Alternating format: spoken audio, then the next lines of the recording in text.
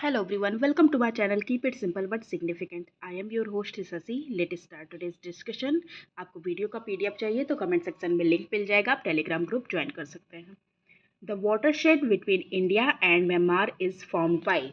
तो इंडिया और म्यांमार के बीच में वाटरशेड जो होता है वो फॉर्म होता है किसके द्वारा? तो ये होता है फॉर्म आपके नागा हिल्स के द्वारा, और नागा हिल्स आपका ये रहा. ओके. और ये बॉर्डर होता है इंडिया और बर्मा के बीच में.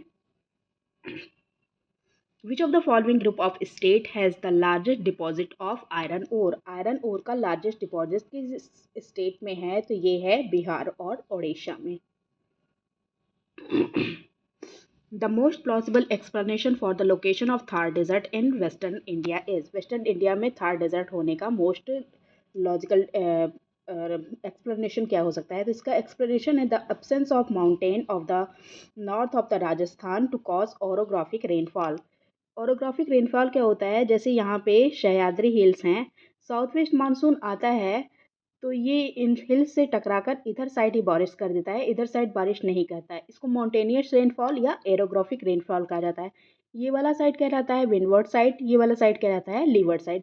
वैसे ही यहाँ से सब जब साउथ वेस्ट मानसून आता है तो अरावली हिल्स आपका पैरेलल में पड़ जाता है, तो इससे टकरा के इधर साइड बारिश होने का कोई मतलब ही नहीं बनता. जब साउथ वेस्ट मानसून आता है तो ये यहाँ पे आकर हिमालय से टकराता है और इस वाले पार्ट में बारिश कर होता है. तो ये रहा आपका region. The percentage of earth surface covered by India is, ये है 2.4%. Which nation comprise of Pantanal region? Pantanal region comprise कौन कौन सा करता है? तो ये आपका है बोलीविया, पराग्वे एंड ब्राज़ील. ये आपका आंसर है ब्राज़ील, बोलीविया और पराग्वे. ये आपका इसको कंप्राइज करता है. और ये एक यूनेस्को वर्ल्ड हेरिटेज साइट भी है और it is also a Ramsar wetland. What is the line connecting all points on the surface where the intensity is the same? ये एक लाइन है जो कनेक्ट करता है सारे पॉइंट्स को सरफेस पे जिसकी इंटेंसिटी सेम होती है. इसको कहा जाता है आइसोसिस्मिक. Who proposed the nebular hypothesis theory of the origin of the earth?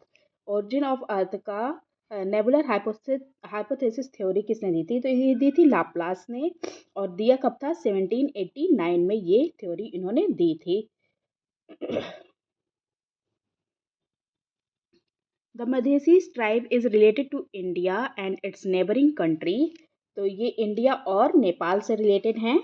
और इनका जो मधेसी जो होते हैं, इनका जो कल्चरल ग्रुप होता है हिंदू कास्ट का, मुस्लिम का, मर्चेंट्स का और इंडिजिनस पीपल होते हैं ये तराई रीजन के.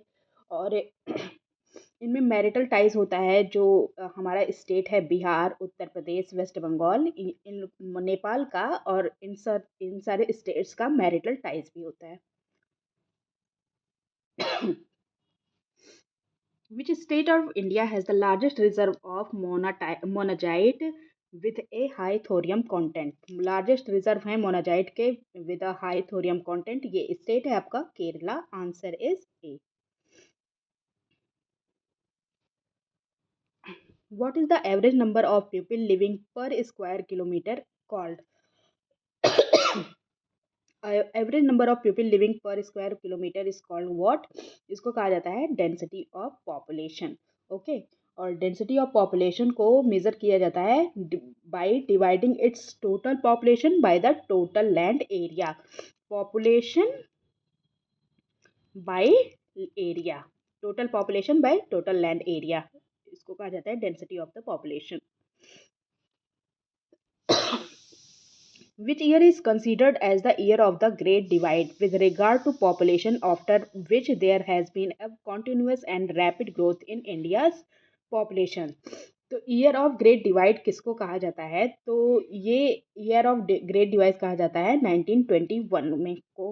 और इसके बाद ही इंडिया में कॉन्टिन्यूस एंड रैपिड ग्रोथ देखा गया था पॉपुलेशन ऑफ इंडिया में.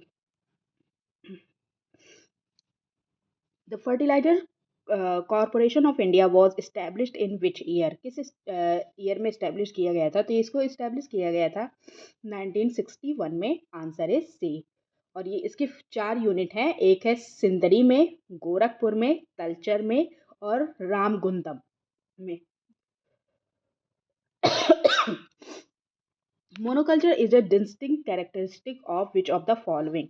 तो मोनोकल्चर होता क्या है? मोनोकल्चर होता है जब बहुत सारे वर्षों से, मतलब लगातार वर्षों से किसी एक ही एग्रीकल्चर प्रैक्टिस को, सिंगल क्रॉप को, मतलब ग्रो किया जाता है।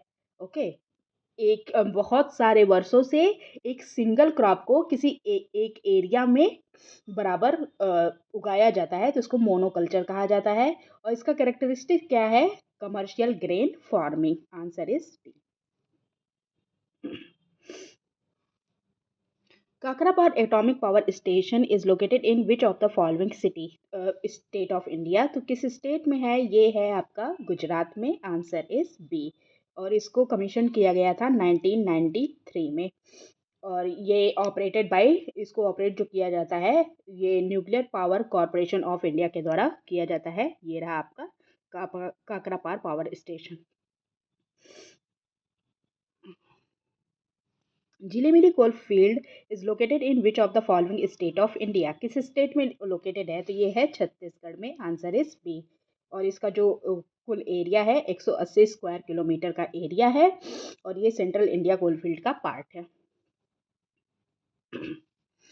Which type of coral reef are found in Lakshadweep island. Lakshadweep island में कौन सा रीफ फाउंड किया जाता है? तो ये एटॉल रीफ फाउंड किया जाता है। एटॉल टाइप ऐसा होता है, रिंग शेप में होता है ये। India's first shale gas exploratory well has been drilled in which state? India का first shale gas exploratory well drill किया गया कहाँ पे? गुजरात में। Answer is B. The first upheaval of Himalayas was started in which period. किस period में start हुआ first upheaval? तो ये है आयोसिन में पीरियड में, 65 मिलियन ईयर्स एगो मतलब।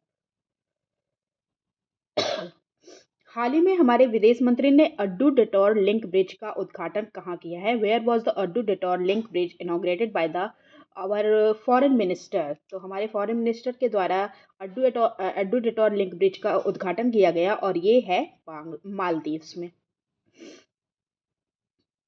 हाल ही में उत्तर भारत का सबसे बड़ा फ्लोटिंग सोलर पार्क ओमकारेश्वर कहाँ शुरू किया गया? Where has north India's largest floating solar park Omkareshwar inaugurated started. तो ये मध्य प्रदेश के खंडवा जिले में किया गया। ओके। और 90 मेगावाट की इसकी कैपेसिटी है। नर्मदा नदी पर और ये बनाया गया है। That's all for today. If you like my video, please do like, comment, share and subscribe. Thank you.